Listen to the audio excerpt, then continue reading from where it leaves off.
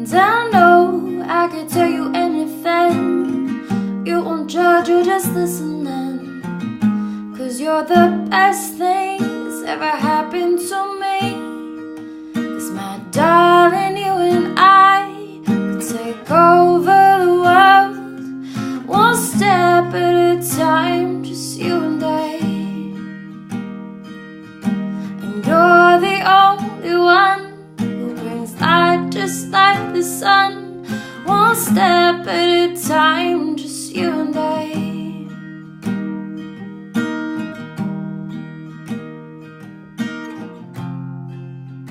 All right, happy Friday. Welcome back to another episode of Morning Coffee with your host, Rick Alexander.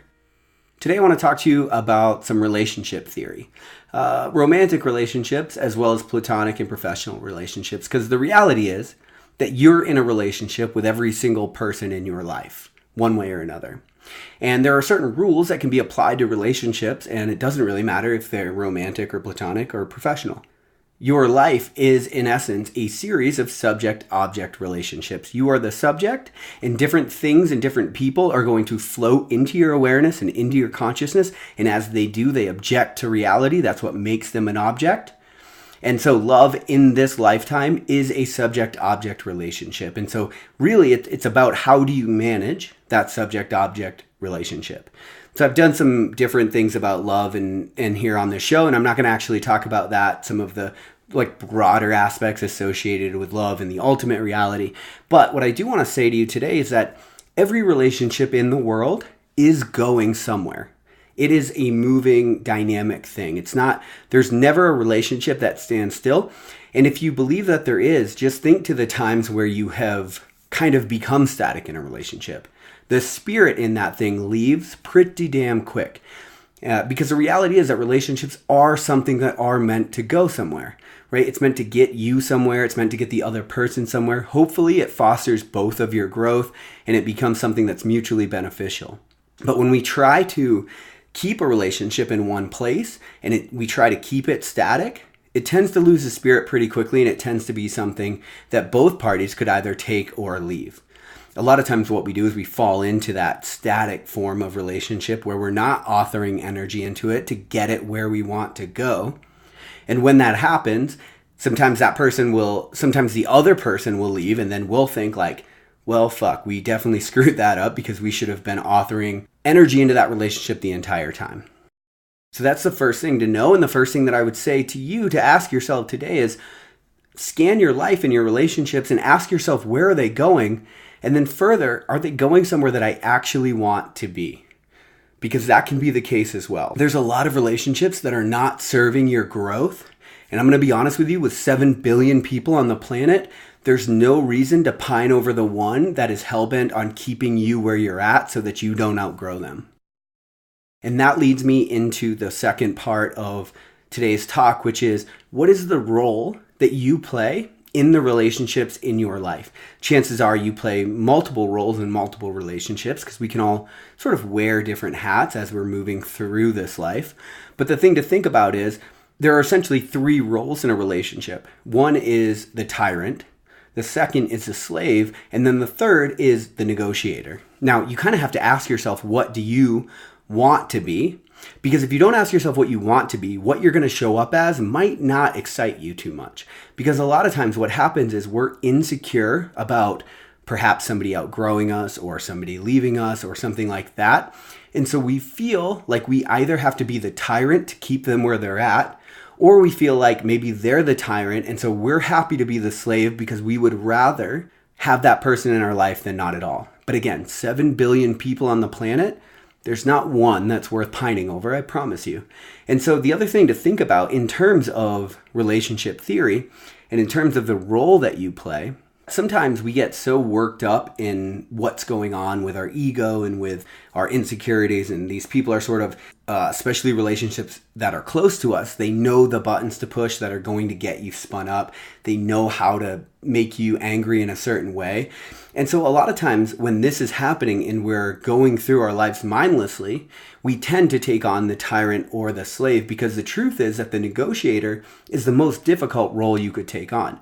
to start to talk to somebody to foster and support their growth, have them foster and support your growth, and then to negotiate so that that relationship is mutually beneficial takes a lot of work. And honestly, I've looked around and realized people just quite honestly aren't up to the task of that. And then, of course, usually that happens as they start to lose relationships that do matter to them.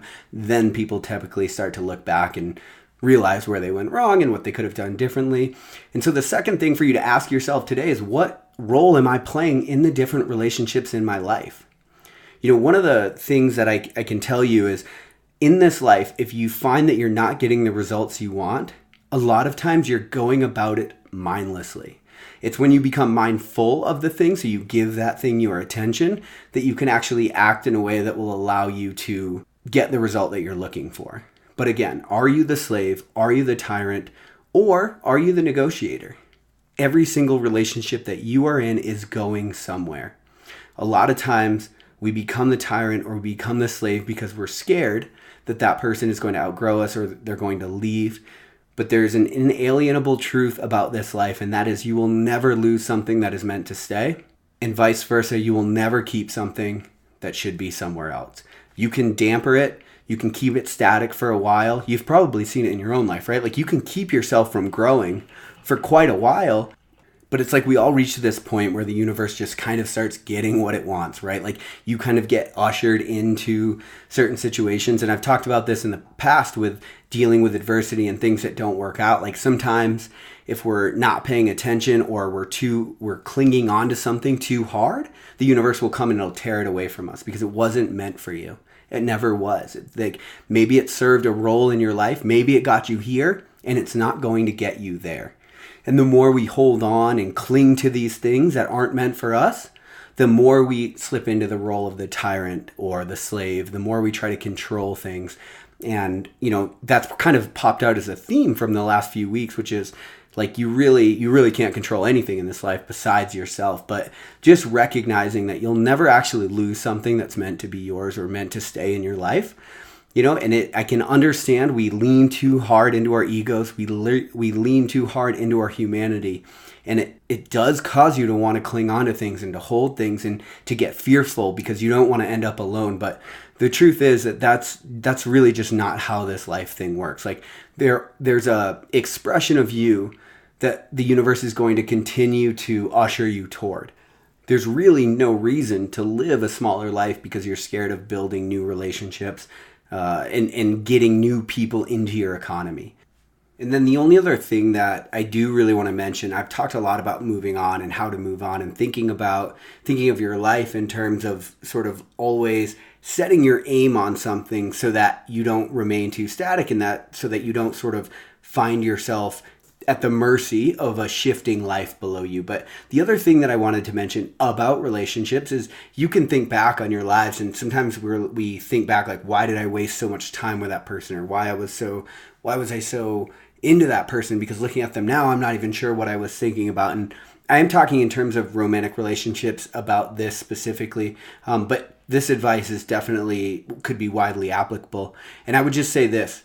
I've thought about this every angle I possibly could. The only acceptable angle to think back about the relationships that are past in your life is one with gratitude. And honestly, it's not even something that you need to force because they truly did something for you. They've taught you lessons. They've helped make you the person that you are now. So they played a role in you becoming the fullest expression of yourself, even if that role seemed negative at the time. And so I just want to end with those couple questions for you as you go into the weekend, as you think about it. You know, you're not going to lose something that's meant to be yours. So foster the growth. Try to enter into relationships that are mutually beneficial for both of you. Assume the role of the negotiator, even if it's exhausting, because as you do, you're going to understand there's a lot more to this life thing than pining and sitting around thinking about people that aren't thinking about you. I hope you guys have an incredible weekend. I'll talk to you Monday on Morning Coffee.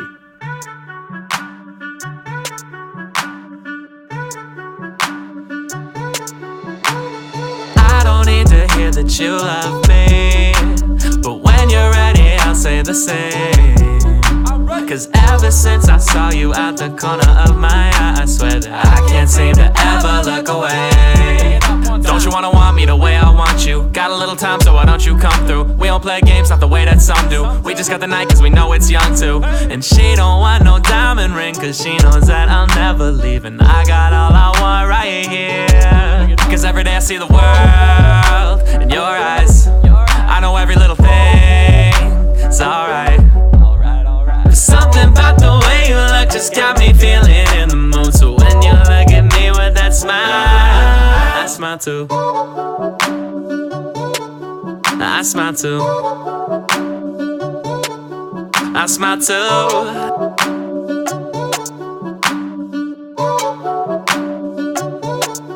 I smile too. Swear you got that something that I need some more of. And I'm just trying to give you all these options. We could get that body moving, just keep dancing through the night. And then maybe we can do things when they turn off all the lights. Yeah, your touch is so genuine and scares those ghosts we left behind. And I know you can keep me away. See, every day I've tried my best to find some kind of happiness, and I feel like I found my way. Cause every day I see the world in your eyes. I know every little thing is alright. But something about the way you look just got me feeling in the mood. So when you look at me with that smile, I smile too. I smile too. I smile too.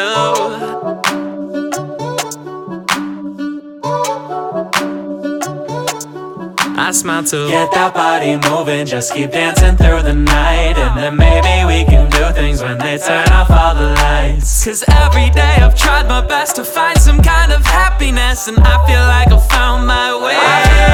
Cause every day I see the world in your eyes. I know every little thing, it's alright.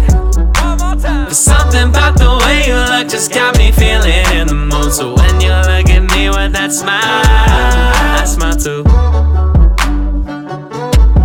I smile too. I smile too. Yeah, I love it. I smile too.